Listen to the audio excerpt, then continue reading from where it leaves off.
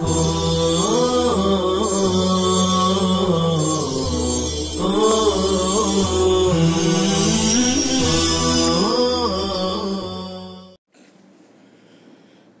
لله رب العالمين والصلاة والسلام على سيد الأنبياء والمرسلين سيدنا محمد وآله وصحبه أجمعين. أعوذ بالله من الشيطان الرجيم. بسم الله الرحمن الرحيم. ولا تصل على أحد منهم مات أبدا ولا تقم على قبره. اور ان میں سے کسی ایک کی جو مر جائے نہ کبھی نماز جنازہ پڑھیے نہ اس کی قبر پر کھڑے رہیے. انہم کفروا باللہ ورسولہ وماتوا وہم فاسقون.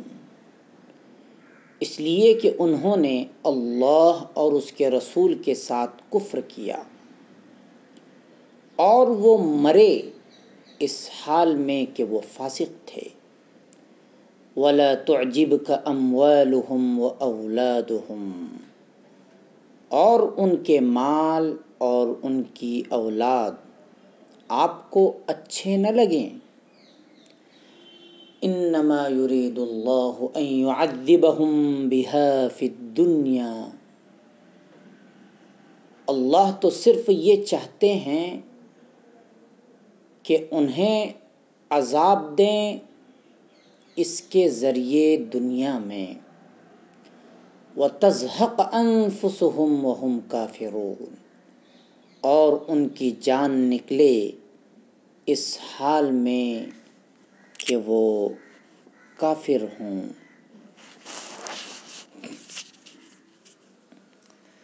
تزحق یہ فعل مضارع معروف واحد مؤنث غائب کا صیغہ ہے. زحوق مصدر ہے باب فتحہ جس کے معنی غم سے جان نکلنے اور کسی شے کے مٹ جانے کے ہوتے ہیں. ولا میں جو واو ہے یہ مستانفہ ہے. احدم یہ نکرہ ہے.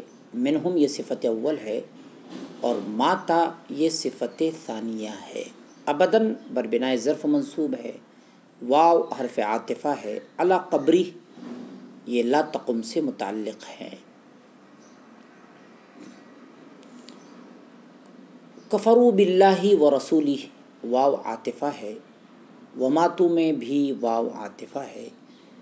وہم فاسقون یہ جو واو ہے وہم واو حالیہ ہے. ولا تعجب کا یہ واو بھی عاطفہ ہے. لا تعجب یہ فعل ہے. کاف ضمیر مفعول بہ مقدم ہے. اموالہم و اولادہم معطوف معطوف علیہ مل کر فاعل ہے. انما یہ کافہ مخفوفہ ہے. ان یہ حرف ناصب بھی ہے اور مصدریہ بھی ہے. وتزحق یہ واو عاطفہ ہے. اس کا عطف ان یعذبہم والے جملے پر ہے.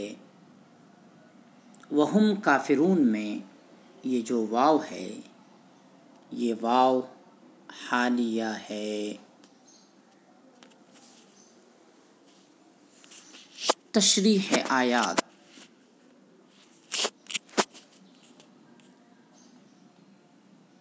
فَإِن رَجَعَكَ اللَّهُ إِلَىٰ طَائِفَةٍ مِّنْهُمْ.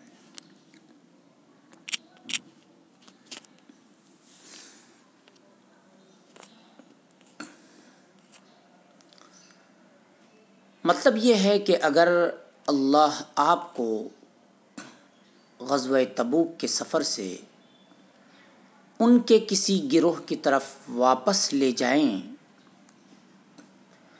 جو آپ کے واپس پہنچنے تک مدینہ میں موجود ہوں اور پھر آپ کو کسی دوسرے موقع پر جہاد کے لیے جانا ہو اور یہ لوگ ہمراہ چلنے کی اجازت مانگیں تو آپ ان سے فرما دیں کہ تم کبھی بھی میرے ساتھ جہاد میں نہ چلو گے اور نہ میرے ہمراہ کسی دشمن سے لڑو گے، یعنی میں تمہیں ہرگز ساتھ نہ لے جاؤں گا، چونکہ تم نے پہلے بیٹھے رہنے کو پسند کیا تھا، لہذا اب بھی ان لوگوں کے ساتھ بیٹھے رہو جو پیچھے رہ جانے کے لائق ہیں، یعنی بوڑھے، بچے اور عورتیں،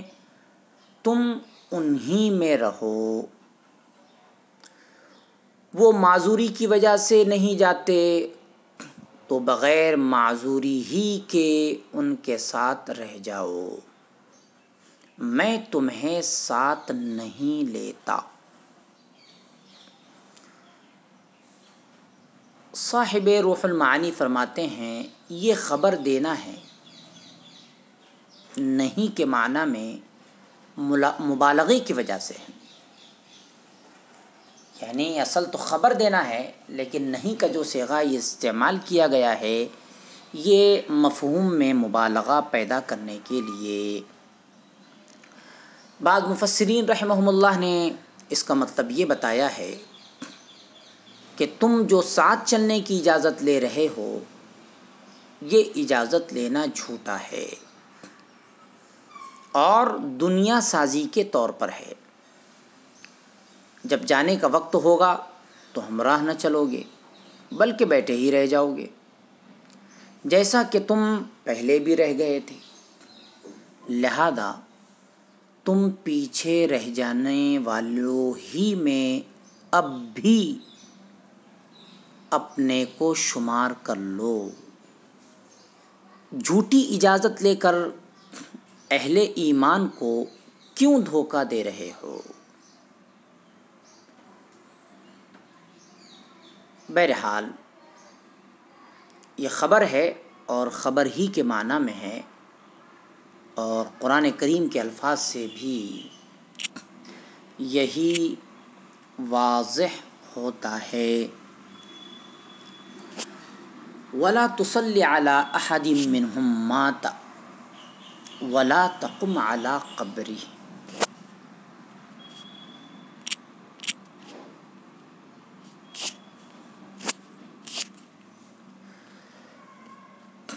احادیث صحیحہ سے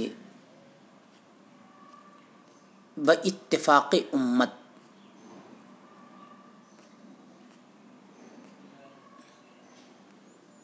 ثابت ہے کہ یہ آیت یعنی وَلَا تُصَلِّ عَلَىٰ أَحَدٍ مِّنْهُم مَّاتَ أَبَدًا وَلَا تَقُمْ عَلَىٰ قَبْرِهِ،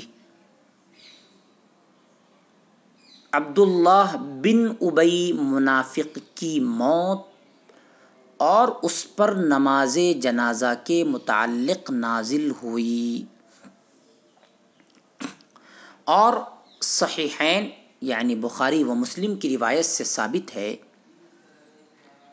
کہ عبداللہ بن ابی منافق کے جنازے پر رسول اللہ صلی اللہ علیہ وآلہ وسلم نے نماز پڑھی، پڑھنے کے بعد یہ آیت نازل ہوئی، اور اس کے بعد آپ نے کبھی کسی منافق کے جنازے کی نماز نہیں پڑھی۔ صحیح مسلم میں حضرت عبداللہ بن عمر رضی اللہ تعالیٰ عنہ کی روایت سے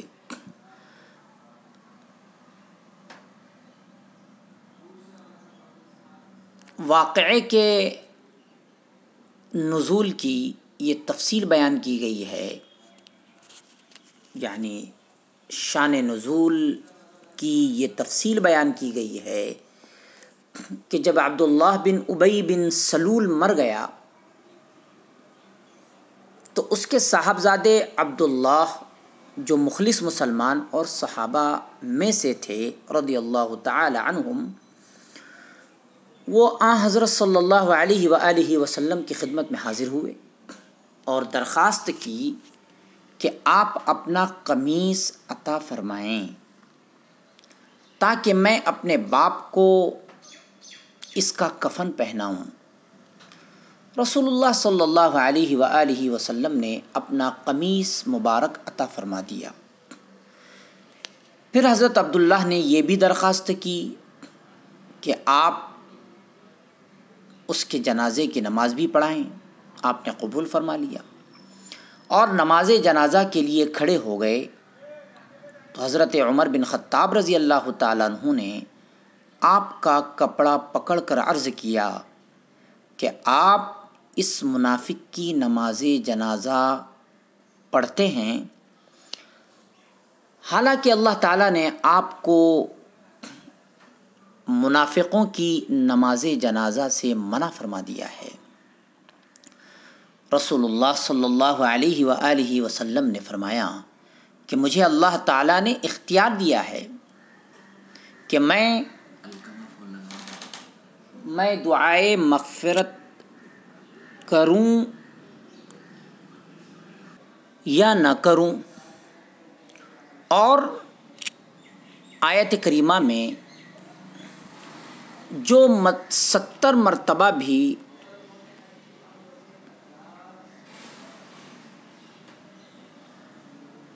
یعنی 70 مرتبہ استغفار پر بھی مغفرت نہ ہونے کا ذکر ہے تو میں 70 مرتبہ سے زیادہ استغفار کر سکتا ہوں۔ آیت سے مراد سورہ توبہ کی وہی آیت ہے جو ابھی گزر چکی ہے، یعنی استغفر لہم او لا تستغفر لہم۔ پھر رسول اللہ صلی اللہ علیہ وآلہ وسلم نے اس کے جنازے کی نماز پڑھی۔ نماز کے بعد ہی یہ آیت نازل ہوئی، لا تصلی علی احد منہم مات ابدا۔ چنانچہ اس کے بعد آپ نے کبھی کسی منافق کے جنازے کی نماز نہیں پڑھی۔ واقعہ مذکور پر چند اشکالات اور ان کے جواب۔ یہاں ایک سوال تو یہ پیدا ہوتا ہے کہ عبداللہ بن ابی ایک ایسا منافق تھا جس کا نفاق مختلف اوقات میں ظاہر بھی ہو چکا تھا اور سب منافقوں کا سردار مانا جاتا تھا۔ اس کے ساتھ رسول اللہ صلی اللہ علیہ وآلہ وسلم کا یہ امتیازی سلوک کیسے ہوا کہ اس کے کفن کے لیے اپنا قمیص مبارک عطا فرمایا؟ جواب یہ ہے کہ اس کے دو سبب ہو سکتے ہیں۔ اول، اس کے صاحبزادے جو مخلص صحابی تھے رضی اللہ عنہ، ان کی درخواست کے محض یعنی ان کی درخواست کی وجہ سے، محض ان کی دل جوئی کے لیے رسول اللہ صلی اللہ علیہ وسلم نے ایسا کام کیا۔ موقع پر جب کچھ قریشی سردار گرفتار کیے گئے تو ان میں حضرت صلی اللہ علیہ وآلہ وسلم کے چچا عباس بھی تھے۔ آپ نے دیکھا کہ ان کے بدن پر کرتا نہیں، تو صحابہ رضی اللہ تعالیٰ عنہم سے ارشاد فرمایا کہ ان کو قمیص پہنا دیا جائے۔ حضرت عباس رضی اللہ تعالیٰ عنہ دراز قد کے تھے۔ عبداللہ بن ابی کے سوا کسی کا قمیص ان کے بدن پر درست نہ آیا، تو عبداللہ بن ابی کا قمیص لے کر رسول اللہ صلی اللہ علیہ وآلہ وسلم نے اپنے چچا عباس کو پہنا دیا تھا۔ اس کے اسی احسان کا بدلہ ادا کرنے کے لیے، یا وہ احسان جو کیا تھا، یعنی حضرت عباس رضی اللہ تعالیٰ عنہ کو اپنا قمیص اور اپنا کرتا دے دیا تھا،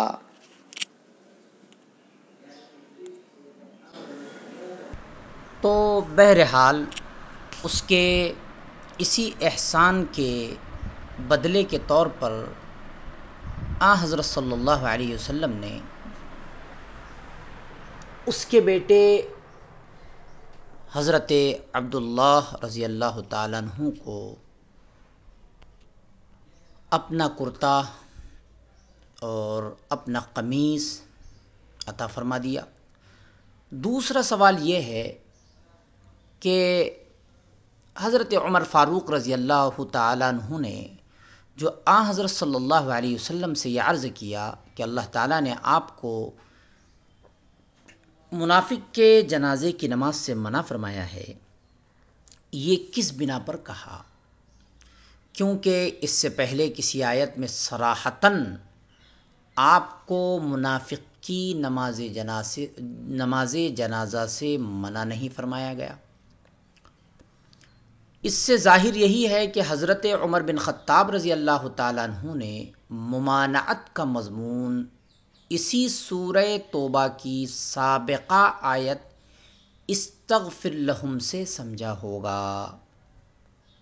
تو اب سوال یہ ہوتا ہے کہ اگر یہ آیت نماز جنازہ کی ممانعت پر دلالت کرتی ہے تو حضرت صلی اللہ علیہ وسلم نے اس آیت کریمہ سے ممانعت کیوں نہ قرار دی، یعنی کیوں نہ سمجھی، بلکہ یہ فرمایا کہ اس آیت میں مجھے اختیار دیا گیا ہے؟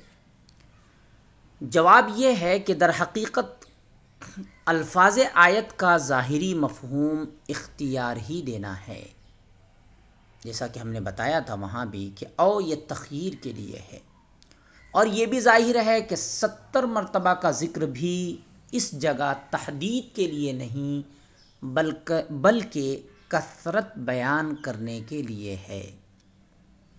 تو اس آیت کا حاصل اس کے ظاہری مفہوم کے اعتبار سے یہ ہو گیا کہ منافق کی مغفرت تو نہ ہوگی خواہ آپ کتنی ہی مرتبہ استغفار کر لیں، لیکن آیت کریمہ میں صراحتاً آپ کو استغفار کرنے سے روکا بھی نہیں گیا ہے۔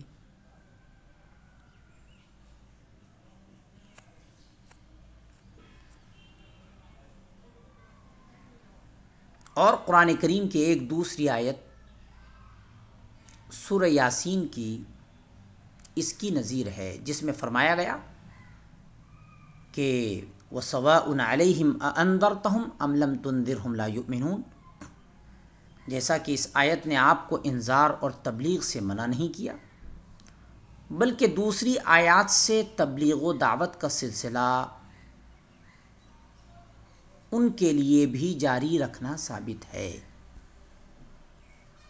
یعنی منافقین ہو، کفار و مشرکین ہو، ان کے لیے بھی جاری رکھنا ثابت ہے۔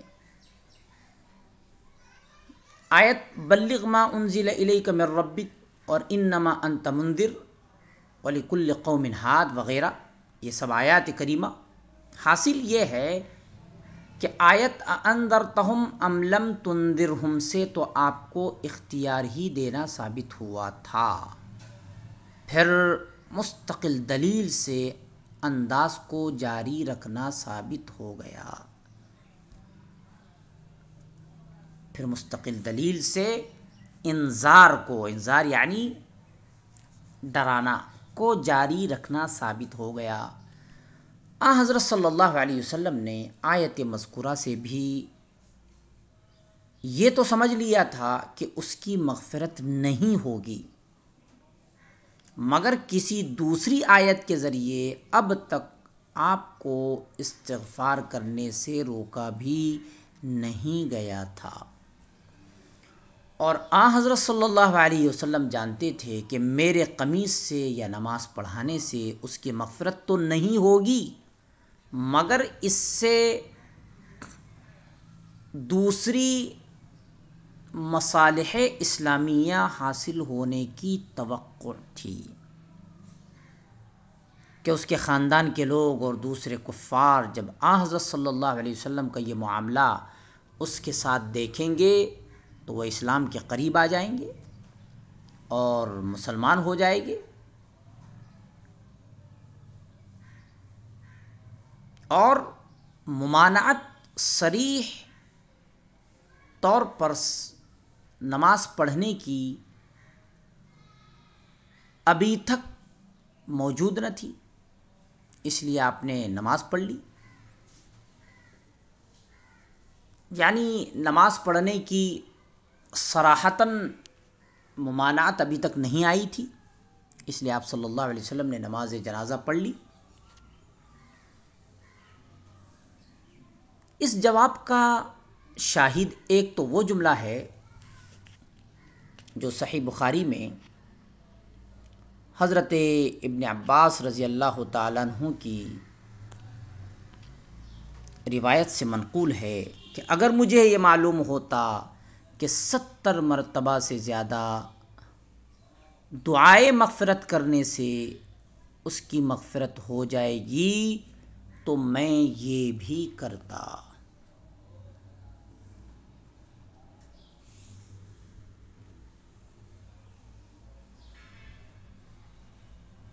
اسی طرح اس جواب کا دوسرا شاہد وہ حدیث ہے جس میں حضرت صلی اللہ علیہ وسلم نے فرمایا کہ میرا کرتا اس کو اللہ کے عذاب سے نہیں بچا سکتا، مگر میں نے یہ کام اس لیے کیا کہ مجھے امید ہے کہ اس عمل سے اس کی قوم کے 1000 آدمی مسلمان ہو جائیں گے. خلاصہ یہ ہے کہ آیت سابقہ سے خود رسول اللہ صلی اللہ علیہ وسلم کو بھی یہ تو یقین ہو گیا تھا کہ ہمارے کسی عمل سے اس منافق کی مغفرت نہیں ہوگی،